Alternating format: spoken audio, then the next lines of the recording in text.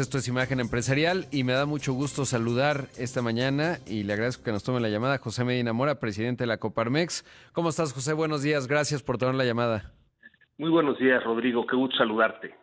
Qué gusto y bueno, pues estamos en la víspera ya unos días de que se entregue mañana, de hecho, o sea, sí en la víspera, que se entregue el paquete 2023, el paquete económico. ¿Cuál es la expectativa? Ya ayer decía el presidente y luego la jefa del SAT que no habrá miscelánea fiscal, es decir, no se prevén cambios. ¿Qué se estaría esperando desde Coparmex?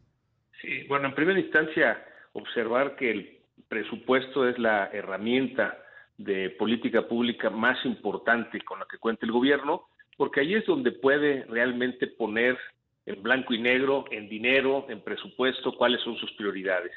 Desde luego, Rodrigo, apoyamos la postura del presidente de no aumentar la tasa de impuestos ni de crear nuevos impuestos, así como también de comprometerse a mantener las finanzas públicas sanas y cumplir con el balance fiscal.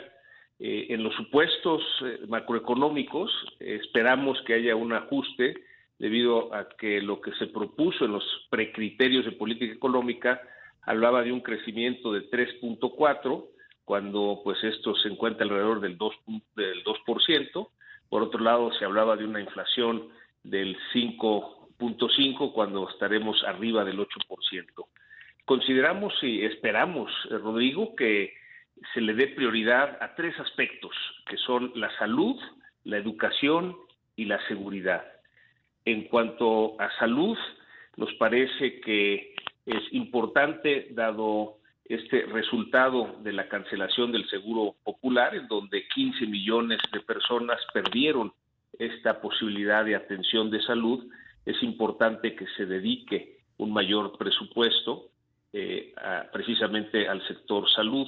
En cuanto a educación, si bien es cierto que hubo un ligero aumento en el presupuesto de educación con 3.1% del Producto Interno Bruto, el Banco Interamericano de Desarrollo sugiere que debiera ser entre el 4 y el 6% del Producto Interno Bruto.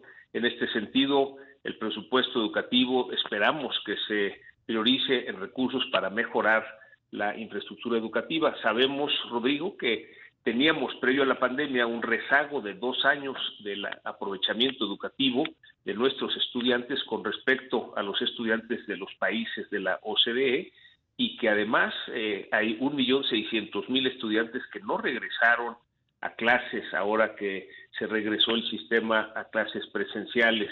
Por lo mismo se requieren recursos para resolver este tema del rezago educativo.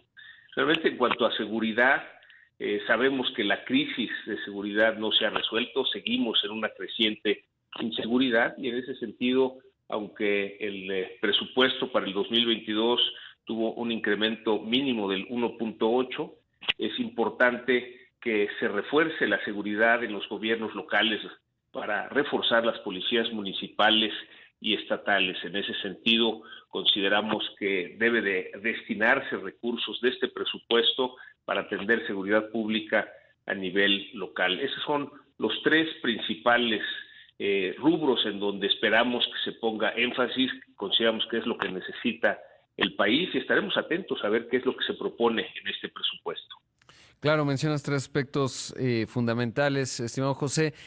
¿Qué observar o cuáles son las observaciones con respecto a la ejecución del presupuesto, por ejemplo, en este 2022? Porque hemos observado pues que ha habido siempre un subejercicio.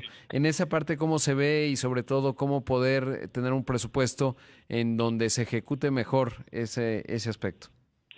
Sí, bueno, es importante la transparencia y rendición de cuentas, y sabemos que en estos subejercicios se redirige este presupuesto hacia las 4 grandes proyectos de inversión del gobierno, y que en ese sentido lo que se requiere es una inversión que esté diversificada.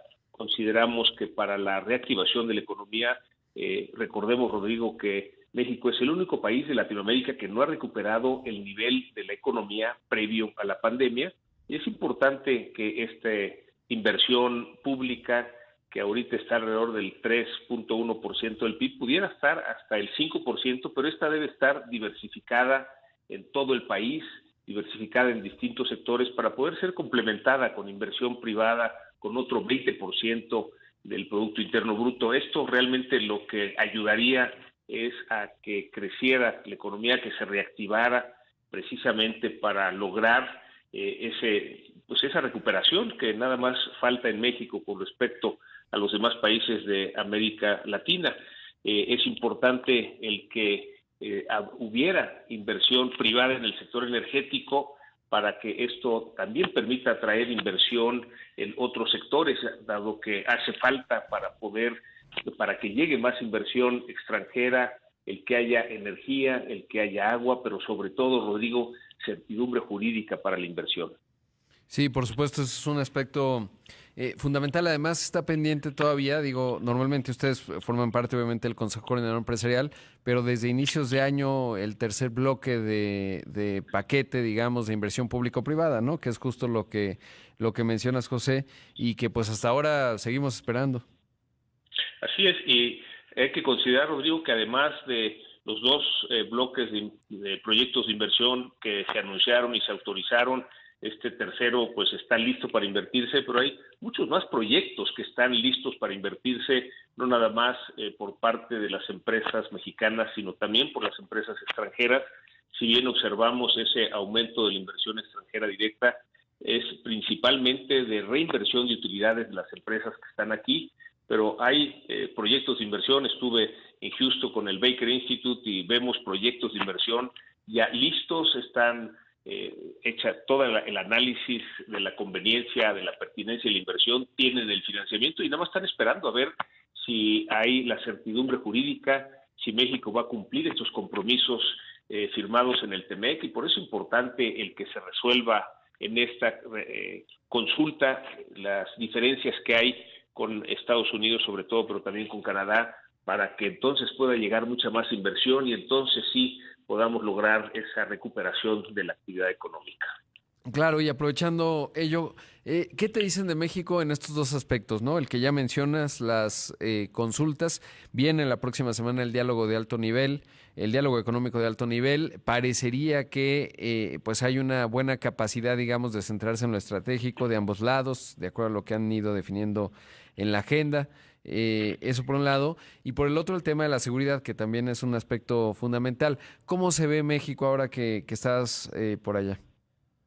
Sí, bueno, definitivamente pones el señalamiento en los dos aspectos que preocupan, es esta creciente inseguridad, por un lado, y la certidumbre jurídica para la inversión.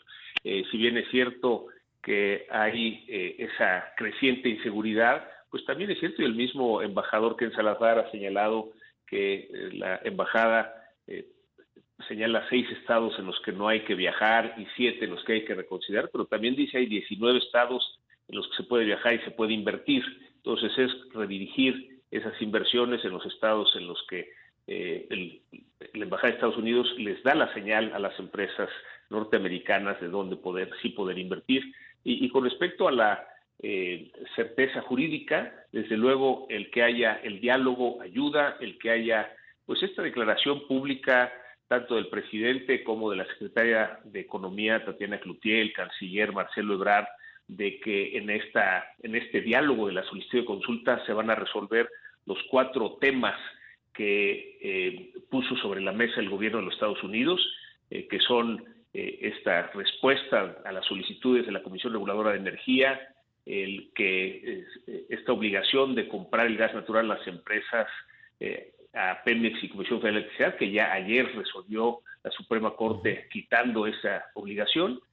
También la prioridad que se le dio a Pemex de no tener que cumplir esta norma del azufre en el diésel y no se le dio a las demás empresas, pero lo central, Rodrigo, es esta prioridad del despacho de la Comisión Federal de Electricidad. Hay la voluntad, al menos así lo han dicho tanto el presidente como la secretaria de Economía y el canciller, de resolver en esta instancia. Esperamos que así sea, porque esto es lo que traerá la inversión que requiere el país para la reactivación económica. Sin duda central, y parecería que por ahí va avanzando ese asunto. Y por supuesto, regresando al tema del paquete económico, pues clave, digamos, esa parte, y sobre todo ante un escenario que dibuja la posibilidad de una recesión en Estados Unidos, más allá de lo que ya ocurrió de los precriterios y cómo se van a establecer, en dónde, qué precio del petróleo, etcétera, pues que representa un riesgo importante, que hay espacio, digamos, digamos, en términos del perfil de México, en términos de deuda, etcétera, y a lo mejor pues se tendrá que ocupar dependiendo que se vaya materializando en la economía de nuestro principal socio comercial.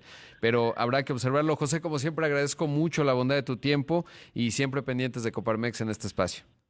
Muchas gracias, Rodrigo. Un saludo para ti y para toda tu audiencia. Ahí escuchamos a José Medina Mora, presidente de la Coparmex.